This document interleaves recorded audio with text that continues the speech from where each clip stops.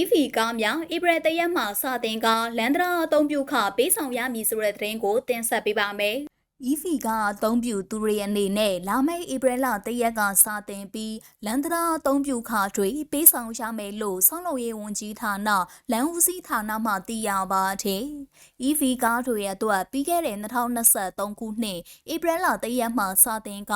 ယခုနှစ်မတ်လ31ရက်အထိတစ်နှစ်ကြာလန်ဒရာအသုံးပြုခကိုကင်းလို့ခွင့်ပြုထားတာဖြစ်ပါတယ်။ဒီလိုကင်းလို့ခွင့်ပြုရမှာတော့ရန်ကုန်မန္တလေးအမြန်လမ်းမကြီးအပါအဝင် BOT စနစ်နဲ့ဆောင်ရွက်တဲ့လန်ဒရာတွေပြည်ထောင်စုလမ်းတွေတိုင်းဒေသကြီးပြည်နယ်တွေကလန်ဒရာအားလုံးမှာလန်ဒရာအသုံးပြုခကင်းလို့ခွင့်ပေးထားတာဖြစ်ပါတယ်။နိုင်ငံတော်အစိုးရအနေနဲ့ပြည်တွင်းမှာ EV လျှက်စစ်ကားတွေပုံမသုံးစွဲလာဖို့အတွက်လန်ဒရာအသုံးပြုခွင့်ကင်းလို့ခွင့်ပြုခြင်းအပါအဝင် EV ကားတင်သွင်းခြင်းအတွက်အခွန်နှုန်းထားတွေကိုလည်းရှော့ချကင်းလို့ခွင့်ပြုထားတယ်လို့သိရပါတယ်ရှင်။